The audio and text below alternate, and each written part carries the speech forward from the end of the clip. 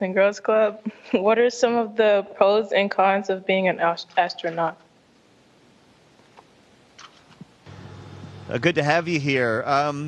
Yeah, some of the pros, I get to work with great people. The work is really interesting. And when you're in space, coming to the office is a pretty magnificent place to work. For cons, I'm going to be up here for 200 days. There's a lot of training and travel, so being away from home, away from family and friends is probably one of the more challenging aspects.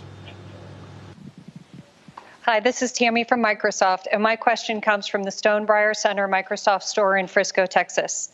How old were you when you first became interested in STEM, and what caused you to have this interest?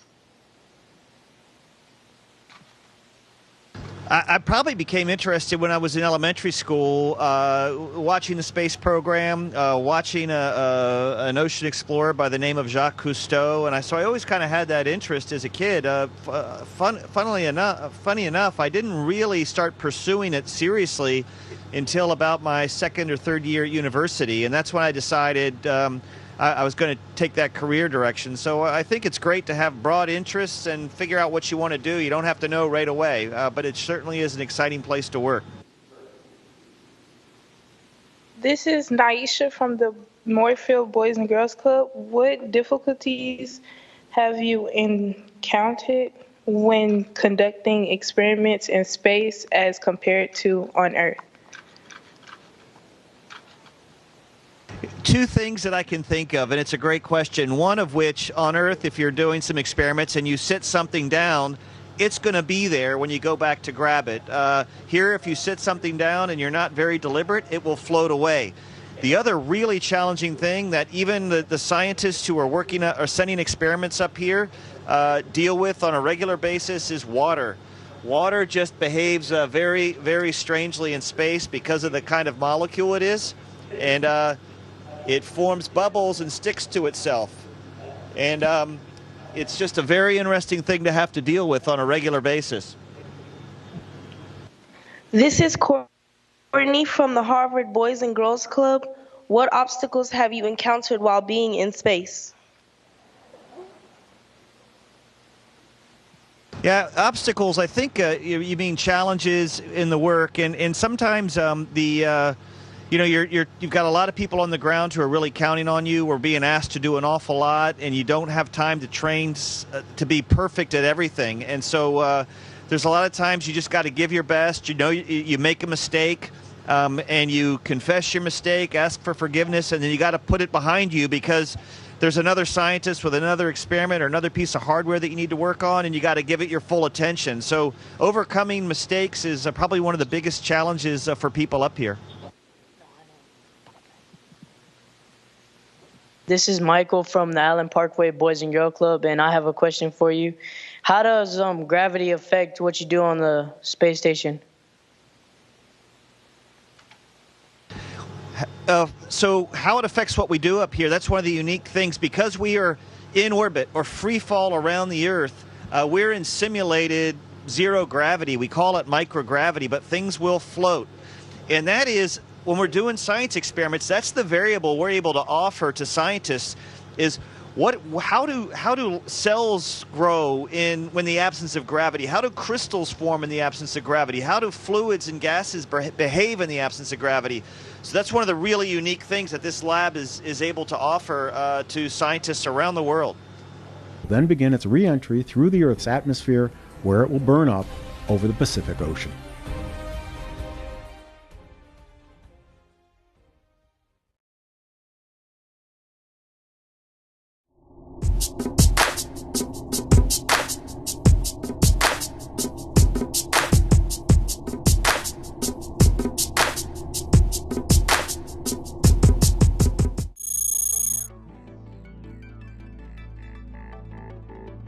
Serious. What are we going to do today? Well, today, first I have to start off by saying that today I'm with someone who needs no introduction because you've all seen him before. He's the guy we love, Dr. Don Pettit.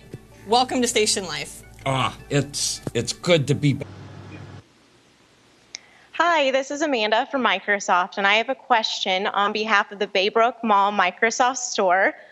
What piece of technology do you utilize daily that you could not live in space without?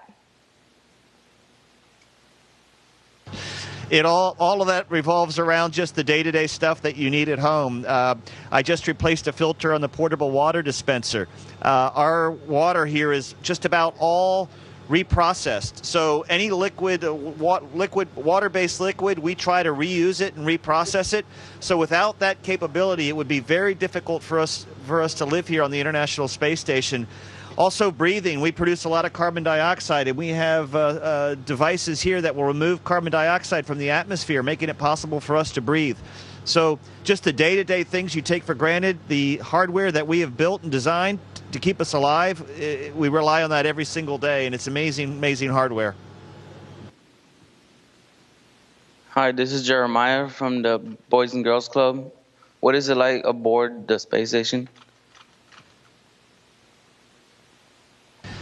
There's 6 of us up here. A lot of people think you would be really crowded, but we are living on a vehicle about the size of a jumbo jet. We work, our days are scheduled about 12 hours from about 7:30 in the morning to 7:30 at night. In that time, we have time for lunch, we have exercise time scheduled, events like this.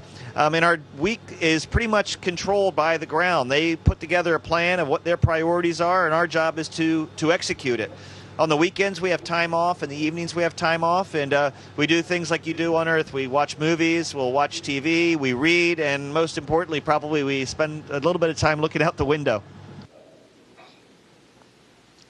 My name is Aaliyah, and I'm from the Royal Boys and Girls Club. Are you able to breathe normally, or is there oxygen on the station? And if so, where does the oxygen come from? Yeah, we're able to breathe very normally here on the ISS. Our atmosphere is very similar to what you breathe on Earth. The carbon dioxide is actually a bit higher than you breathe on Earth, but the oxygen content's around the same. We're able to actually produce some oxygen, but the rest of it is kind of shipped up from the ground. So it's a precious resource up here, and that's one of the things we're going to have to figure out is how to, as we go forward and spend more and more time in space further. That I will have accomplished in my life. In 400, you remember who messed with the surface chemistry to make these, but you need to know that, Bag. You don't need a pillow because your head kind of floats off the surface, and we sleep pretty well.